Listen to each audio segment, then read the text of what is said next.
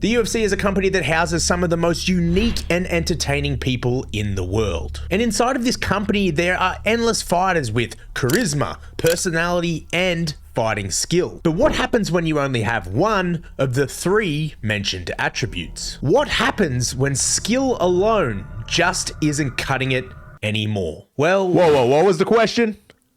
Yeah, no, you're gone. See you, kid. That's what almost happened to this guy. So today in this video, we will be covering the story of Colby Covington, the shapeshifter who is slowly slipping into irrelevancy. In the UFC, we all have our favorite fighters. Alex Volkanovski, Jack Della Maddalena, Belal Muhammad, Ian Garry, and all of these fighters have their own certain traits that just make you love them. But if we were to break down each single reason as to why you like each fighter, I wonder if it's possible to successfully emulate or steal what makes a fighter loved. Is it possible to take what makes them so special? And in my opinion, the quick answer is no. You see, when you take a part of someone and you try to make it yourself, you will always come off as a knockoff brand version of them, and you will always feel tacky. Because ultimately, as humans, what we all seek and love is authenticity. That's what people really love. But if we were to break down this whole question a little further, my answer would have to be kinda? Greetings, nerds and virgins! Oh, fuck, he's back. Hey, puss boy, you still making those shitty MMA videos? Well, tell these idiots to subscribe or they're getting a visit from the Cardio King. Alright, virgin, hurry up and tell my story.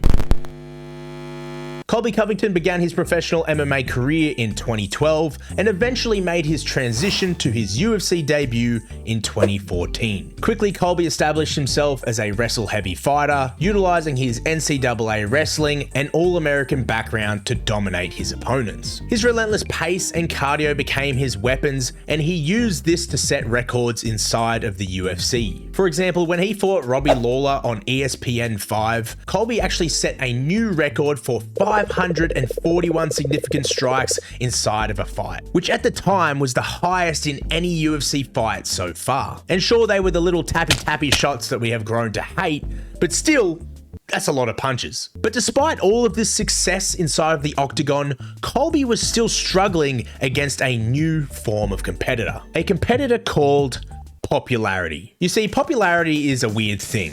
In high school, it was who's good at sports, who's got money, who has the biggest set of fucking titties. But in the UFC, it's a little bit different. And I think these are the three core components which makes a popular fighter. So number one would have to be fight-ending ability. Whether that's submissions or knockouts, the ability to put someone out of there definitely makes you higher on the popularity list. Number two, skills on the microphone. The ability to sell yourself, whether that's post-fight speeches or press conferences, can go a long way in terms of growing yourself as a fighter. And lastly, number three would have to be personality. Are you outlandish? Are you crazy? Are you a closeted racist?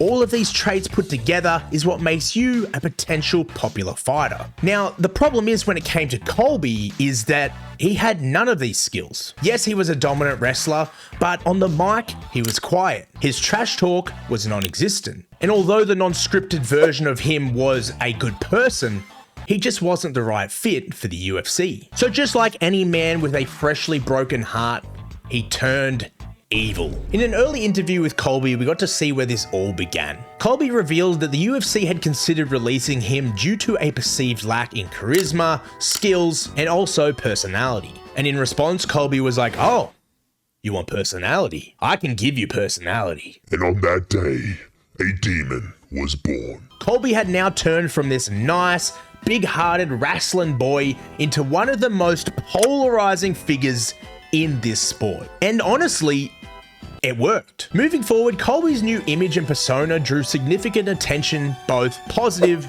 and negative. And just like here on YouTube, positive and negative attention goes great for the person receiving it. Colby would then take this momentum and continue this act, and sometimes he would even go a little bit too far. You see, Colby was no longer Colby, he was chaos. He had now fully transitioned into this WWE character, or as some people like to call it, the heel. And this was shown to the highest degree when he went to Brazil and fought Damian Maia. Colby, after outpacing Maia for about 3 rounds, and pretty dominantly so, took the mic and said this: "Brazil, you're a dump. All you filthy animals suck." And to be honest, this is pretty fucking funny. There's something funny about going full heel in someone else's country and insulting them like that. And honestly, it requires some pretty big balls to do so. But after this, we fast forward a little bit further in time. Colby is now a true MMA fighter, not in the terms of mixing the martial arts, but he is now mixing his trash talk, fighting ability, and persona to get himself into title contention. Colby had multiple attempts at the title, but unfortunately for him, he could just never make his dream come true. Now, this story as a whole, it's pretty interesting for me. I've always been someone who can't stand fake people. You know, the chameleons that just seem so untrustworthy and hard to be around. But when I watched Colby, I don't know if it's because I used to watch a lot of WWE wrestling as a kid, but his persona just never bothered me. And I kind of liked it. You see, there's certain heels in the sport that you don't know if it's an act. But Colby, you always knew he was putting on an act. And I think just knowing that it wasn't the real him made it really interesting and funny to me. And then this made me wonder, how important is authenticity in a sport that is beating the shit out of each other? Is authenticity really that important? Or is the only thing that matters inside of the UFC your ability to talk shit and beat the crap out of other people? Now, I think the answer to this is different for each individual person. Some people would really hate Colby and some would really love him. But at the end of the day, people did tune in to watch him. And now, unfortunately, he's just yapping online and he's not really fighting. But the rivalries he had inside the sport were pretty big. Usman, Masvidal, and lastly, Edwards. These were all big fights that got him quite wealthy. So the question remains, did he do the wrong thing? Or did he do what he needed to do to keep his career alive? Now, personally for me, I don't think I could do it. For example, I look at someone like Jake Paul. He's incredibly successful, especially when it comes to a monetary value. But he's done this through having everyone hate him. And I know it's purely intentional and he wants people to dislike him, but I just don't think that's for me. Wouldn't it be better to be successful through being a good and loved person? I mean, look at the Aussie legend Volk. That guy is a true model of authenticity. Never once did he change himself through his whole career. He was a great person the whole time. And people truly love him for who he is. And now, in saying this, was his career smooth sailing the whole way? No, it wasn't. Volk was quiet, competitive, and dominant, but during the Max Holloway fights, he received a lot of hate from the fans. And I get it, you know, when someone's going up against our favorite fighters, they're gonna get a little bit of a spray. And Volk, being the nice guy that he is, probably couldn't understand why he was getting so much hate. But what did he do? Did he act like a clown? Did he turn heel? No.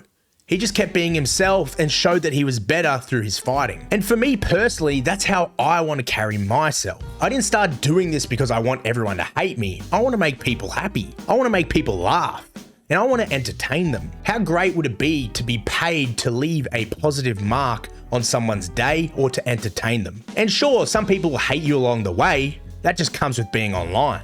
But those people can suck my small ginger balls. And to wrap this up, guys, in life you can be successful, obviously, from being fake, but that's just fucking lame, because you can be successful from being yourself. Now you might ask, Shoga, what is Colby up to these days? And well, you sexy fucker, as I said at the start of this video, he is slowly sliding into irrelevancy. Because unfortunately for Colby, he is now down to 1 out of 3 core components to being popular in the UFC. Yes, Colby's still got the trash talk, but he doesn't fight, and this new wave of welterweights just won't let him compete at the level he used to compete at. You see, I don't think Colby's taking any fights because he sees this new surge in the welterweight division and he knows what's going to happen to him if he takes one of these up and comers.